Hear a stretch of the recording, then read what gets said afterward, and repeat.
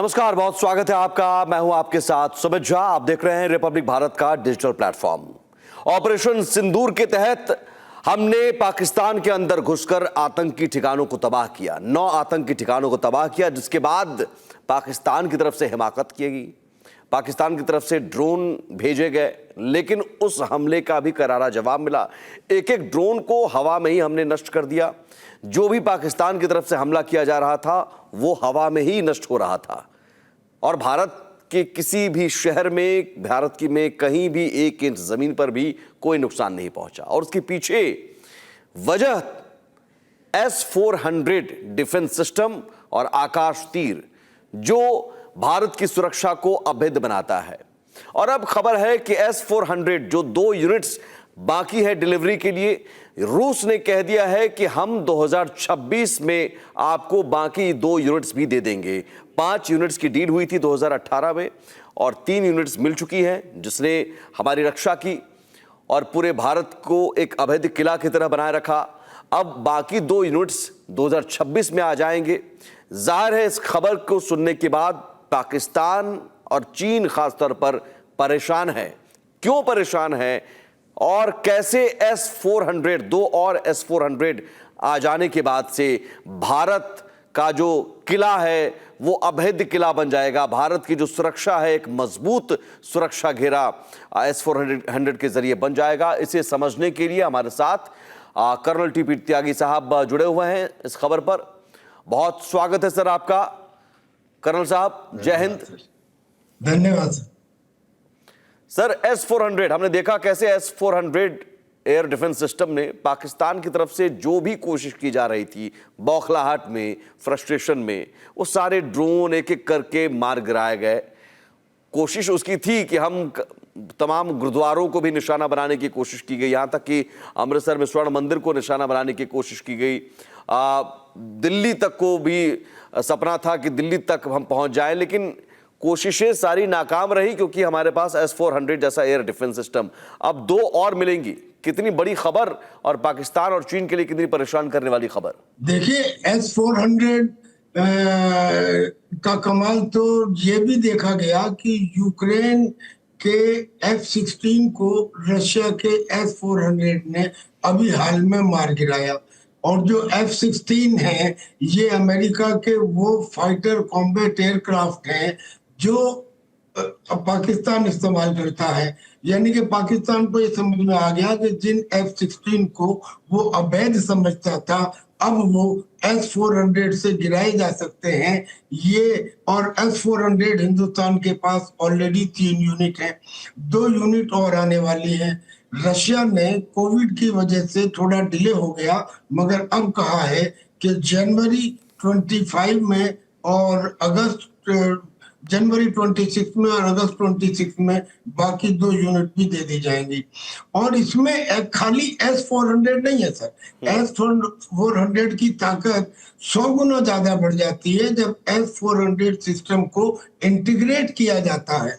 Integrate का मतलब ये कि जो आकाश तीर हमारा एयर डिफेंस सिस्टम था, जो स्मॉल रेंज में और लोअर एल्टीट्यूड के ऊपर किसी भी एरियल टारगेट को बहुत दूर से न केवल बहुत जल्दी देख लेता था, बल्कि बहुत जल्दी निर्णय भी लेता था, और उसकी real time picture according to the need दी जाती थी। अब मान लीजिए कि अगर कोई फाइटर जेट से 600 किलोमीटर दूर है तो उसको टारगेट कर लेगा S-400 और 400 किलोमीटर दूर आने पर उसको एंगेज कर लेगा। लेकिन मान लीजिए कि अगर कोई छोटा ड्रोन है तो वो यही सिग्नल L-70 या किसी और एंटी एयरक्राफ्ट गन को देगा, या अगर कोई मिडिल रेंज का है तो उसे आकाश मिसाइल को देगा या बराक मिसाइल को देगा। यानी कि एक इस किस्म का integrated air defence system Leh से लेके सर क्रीक तक एक कमांड कंट्रोल और कम्युनिकेशन सेंटर ये बना दिया गया था, जिसकी वजह से छोटे रेंज का हो, मीडियम का हो, लॉन्ग रेंज का हो, छोटे एल्टीट्यूड पे हो, मीडियम एल्टीट्यूड पे हो, हाई एल्टीट्यूड पे हो, हर एक के हिसाब से आकाश तीर ने जिम्मेदारी दी और सबने किया, और S-400 ने तो कमाल ही कर दिया।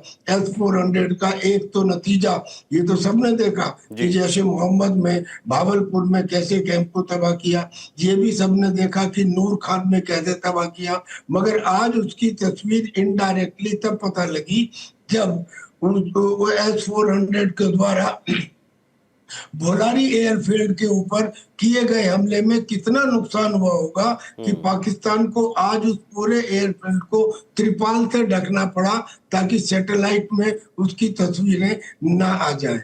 तो S-400 और फिर S-400 इज द बिगनिंग।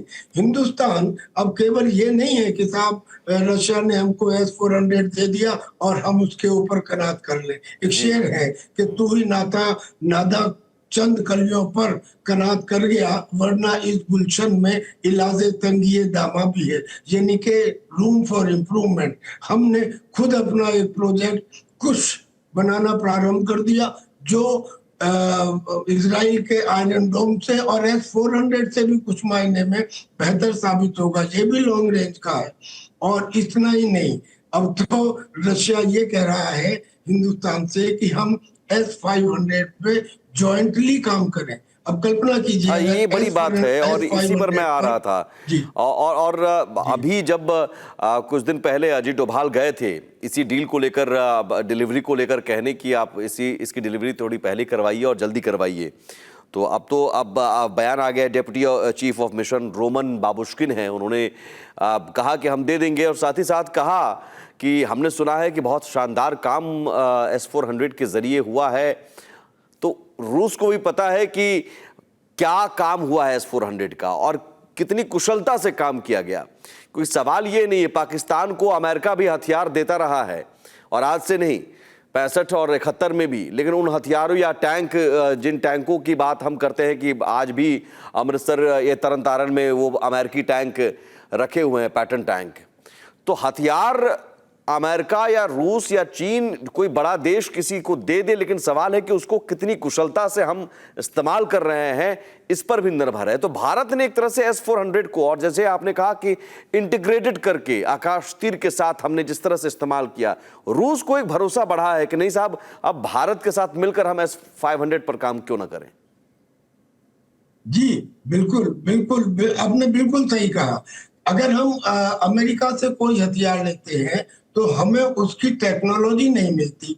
अब ये S-400 जो हमने लिया हुआ था, आपको मालूम होगा कि उसकी मेजर मेंटेनेंस हम हिंदुस्तान में कर रहे हैं। उसके रिपेयर्स का में भी काफी जिम्मेदारी हम उठा रहे हैं, और हमने S-400 को बाकी एयर डिफेंस सिस्टम से इंटीग्रेट किया, चाहे वो काइनेटिक सिस्टम हो या नॉन काइनेटिक सिस्टम हो।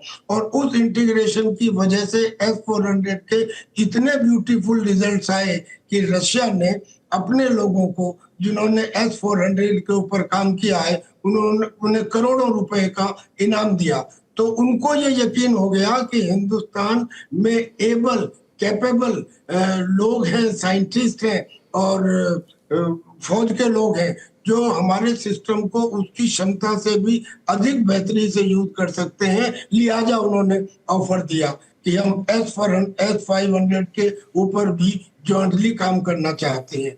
अब जो ये S-500 सिस्टम है, ये तो हाइपरसोनिक मिसाइल को भी रोक सकता है। देखिए, हाइपरसोनिक मिसाइल जो ध्वनि की रफ्तार से 5 गुने से ज्यादा तेज चलती हैं, उनकी इस स्पीड की वजह से उनके आगे की हवा आयोनाइज हो जाती है और एक प्लाज्मा बन जाता है। अब कोई भी रडार हो, कितना भी बड़ा रडार हो, उस रडार की जो वेव्स आएंगी वो बजाय उससे टकरा के और वापस जाके उसकी लोकेशन में वो एब्जॉर्ब हो जाएंगी, यानी कि पता ही नहीं लगेगा, एक किस्म से अदृश्य हो गया।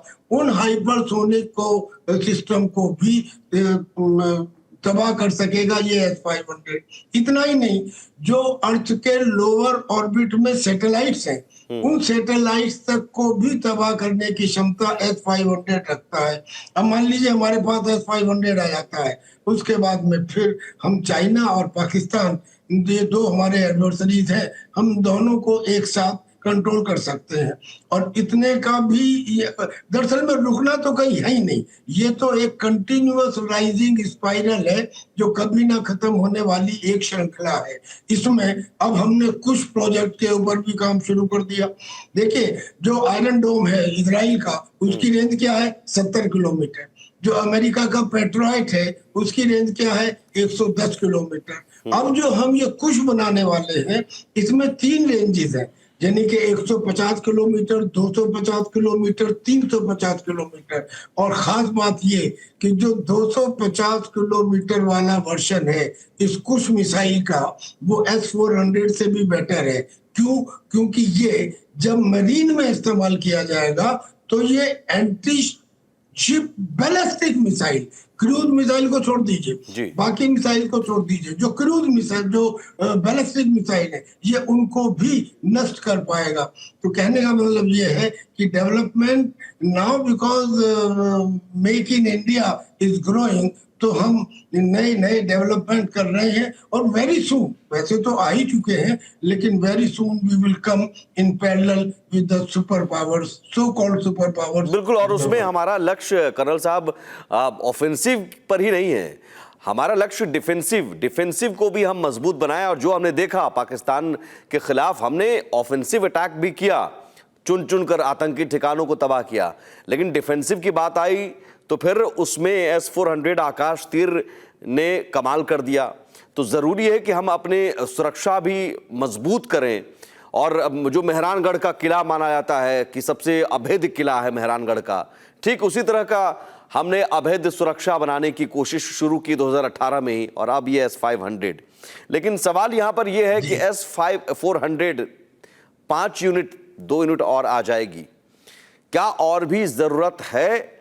और ये क्या हम मान लें कि दरअसल इस 5 यूनिट के जरिए या आकाश तीर के जरिए उस मेहरानगढ़ किले की तरह हम अभेद्य बना रहे हैं भारत को, उसकी सुरक्षा को?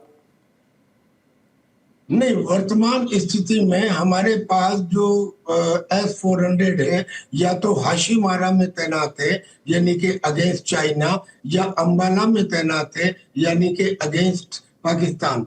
लेकिन हमारी करीब 3500 किलोमीटर की सरहद है चाइना के साथ, और उससे थोड़ी सी कम पाकिस्तान के साथ। और चूंकि हमारी सरहद बहुत ज्यादा है, और हमारे, मैं चाइना के बारे में तो फिलहाल नहीं कह सकता, लेकिन पाकिस्तान के ऊपर यकीन नहीं किया जा सकता, वो वेस्टर्न फ्रंट में किसी भी जगह से अटैक कर सकता है। लिहाजा हमें एयर डिफेंस को थोड़ा और मजबूत करने की जरूरत तो है, हालांकि we are at a good pedestal. अब और मजबूत करने के लिए S-400 के 2 स्क्वाड्रन आने के बाद में मैं समझता हूँ कि जब इनको इंटीग्रेट कर लिया जाएगा, यानी कि ये सिस्टम भी हमारे उस सिस्टम में, जिसे हम काइनेटिक और नॉन काइनेटिक कहते हैं, जब हम काइनेटिक कहते हैं तो उसमें आकाश तीर भी है, आकाश मिसाइल भी है, बराक मिसाइल भी है, और उसके अंदर फिर वो हमारे पुराने जमाने की Pechora missile, Samar missile, L-70, ZU-23 anti aircraft gun भी है। ध्यान रहे, जब इन्होंने गोल्डन टेम्पल के ऊपर अटैक किया तब हमने उसको S-400 का इस्तेमाल नहीं किया था। S-400 को हम डिस्क्रीट जगह पर इस्तेमाल करते हैं, हमने एंटी एयरक्राफ्ट गन का इस्तेमाल किया। वो हथियार जो सेकेंड वर्ल्ड वॉर के पुराने माने जाते थे, हमने उनको मॉडिफाई करके इस एयर डिफेंस सिस्टम में जोड़ा। और ये तो आपने बिल्कुल सही कहा कि साहब डिफेंस भी और ऑफेंस भी। ऑफेंस में देखिए, ऑफेंस में फ्रांस को हमारा शुक्रगुजार होना चाहिए। शुक्रगुजार कैसे? कि हमने राफेल की ताकत में इजाफा किया, जो उसने दिया था, उसने राफेल दिया था, राफेल में मीटियोर दी थी, स्केल मिसाइल दी थी, सब कुछ है, वेरी गुड। लेकिन किसी एक हथियार की ताकत उतनी नहीं होती जितनी होलिस्टिकली, और जब उसको किसी दूसरे ऐसे हथियार के साथ जोड़ा जाता है जिनका कंपाउंड इफेक्ट रेजोनेट करता है, यानी कि सुखोई और राफेल, सुखोई और राफेल के कॉम्बिनेशन ने जो मिसाइलें दागी, उसका रिजल्ट है कि उससे ब्रह्मोस भी गई, और उससे नूर खान एयरबेस भी गया, होलारी बेस भी गया, और 11 उसके एयर बेसिस के ऊपर अटैक हुआ। So this was the result of combination. और हमने साथ ही साथ सर एंटी ड्रोन सिस्टम का भी अभी परीक्षण किया अभी। तो ये नहीं कि अब ड्रोन कोई मारेगा पाकिस्तान तो उस ड्रोन को मारने के लिए हम S-400 का इस्तेमाल कर रहे हैं, हम एंटी ड्रोन भी चलाएंगे। जी, हमने उसका नाम है भार्गव अस्त्र। हाँ, हमने भार्गव अस्त्र भार्गव की अस्त्र। 3 ट्रायल पूरी कर ली है। जी। 3 ट्रायल पूरी कर ली है। भार्गव अस्त्र की खासियत ये है कि एक दफा में 36 ड्रोन को वो खत्म कर सकता है। अब अगर दुश्मन, जैसे उसने 400-500 ड्रोन हिंदुस्तान की तरफ दागे थे ऑपरेशन सिंदूर में, सबको हमने खत्म कर दिया, but it was a very difficult task. You can not expect कि every time it will happen like this. Hence we should have something जो नॉर्मल ड्रोन को नहीं, जो स्वार्म ड्रोन के ऊपर अटैक कर सके। तो स्वार्म ड्रोन का मतलब ये कि जो एक दफा में साइमल्टेनियसली बहुत सारे ड्रोन को तबाह कर सके। उसके लिए हम भार्गव अस्त्र ऑलरेडी बना चुके हैं, ट्रायल हो चुकी है। और खासतौर पर तब जबकि हमने देखा कि यूक्रेन जैसा देश ड्रोन अटैक करता है, तो आने वाला जो वॉर है, उस युद्ध वो ड्रोन के जरिए लड़ा जाएगा और ड्रोन बहुत महत्वपूर्ण रोल प्ले करेगा किसी भी देश पर अटैक करने के लिए, या फिर ड्रोन रोधी एंटी ड्रोन ज्यादा बड़ा रोल प्ले करेगा सुरक्षा के लिए। Undoubtedly sir, undoubtedly. अभी तक हम लोग ये कहते थे जमीन से, नभ से, जल से। अब इसमें पहले तो इन तीनों में ऐड कर दीजिए ड्रोन, और फिर उसमें ऐड कर दीजिए 2 और डायमेंशन, यानी कि साइबर और स्पेस।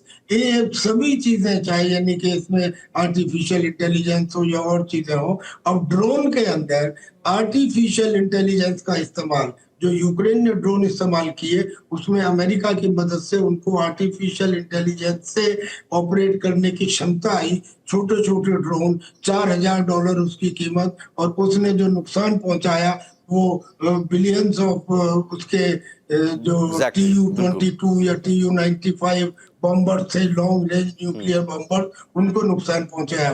तो आने वाले समय में यूक्रेन ने ये तो एक एग्जांपल पूरी दुनिया के सामने रख दी है कि छोटा देश भी, कमजोर देश भी इनोवेशन करके, बुद्धि लगा के, छोटे हथियारों से कम खर्चे में और कम समय में, एक एयरक्राफ्ट को बनाने में एक लंबा समय लगता है, एक एयरक्राफ्ट कैरियर को बनाने में दशकों गुजर जाते हैं, लेकिन एक ड्रोन को बनाने में कुछ महीने के अंदर आप बना सकते हैं। और इसकी टेक्नोलॉजी बराबर इंक्रीज हो रही है।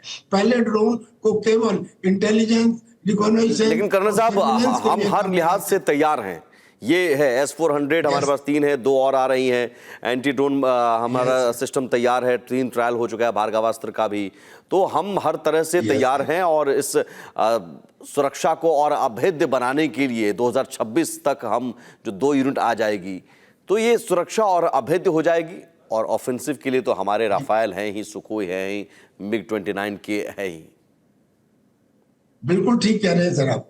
हमारी जो सुरक्षा है, एयर डिफेंस है, हम उसको डिमॉन्स्ट्रेट कर चुके हैं। ऐसा नहीं कि हम, हमारा देश है हम इसलिए कह रहे हैं। असलियत ये है कि हमने प्रत्यक्ष को प्रमाण की आवश्यकता नहीं होती। फिर एक शेर कहता हूं कि सदाकत हो तो खुद पे खुद चले आते हैं दिल खिंचे, हकीकत खुद को मनवा लेती है, मानी नहीं जाती। ये हकीकत को पूरी दुनिया ने देखा है, बिल्कुल हकीकत देखा है, तस्वीरें और हमने दिखाई नहीं बल्कि पाकिस्तान ने दिखाई है कि उसकी किस तरह से पिटाई हुई है और उसके भेजे गए ड्रोन की इस तरह हमने कैसे पिटाई की, ये सब ने देखा है। और यही वजह है कि अब पाकिस्तान या फिर पाकिस्तान का दोस्त चीन 100 नहीं, 1000 बार, 1000 नहीं, लाख बार सोचेगा कुछ भी हरकत करने से पहले। बहुत शुक्रिया सर, बहुत शुक्रिया आपका हमारे साथ जुड़ने के लिए, रिपब्लिक भारत से जुड़ने के लिए आपका बहुत शुक्रिया, आपका समय देने के लिए। यकीनन भारत का डिफेंस सिस्टम और मजबूत होगा और साथ ही साथ डिफेंस सिस्टम के साथ साथ हमारे जो ऑफेंसिव, जो हमारे हथियार हैं, जो हमारे फाइटर जेट हैं, जो मिसाइलें हैं, वो भी हमारे पास लगातार अपग्रेड हो रहे हैं और ज़्यादातर मेक इन इंडिया के तहत है, यानी भारत बने हुए हैं। ये बताता है कि हमारा रक्षा क्षेत्र में किस कदर तेजी से विकास हो रहा है। और भी ऐसी खबरों के लिए आप बने रहिए रिपब्लिक भारत के डिजिटल प्लेटफॉर्म के साथ। नमस्कार।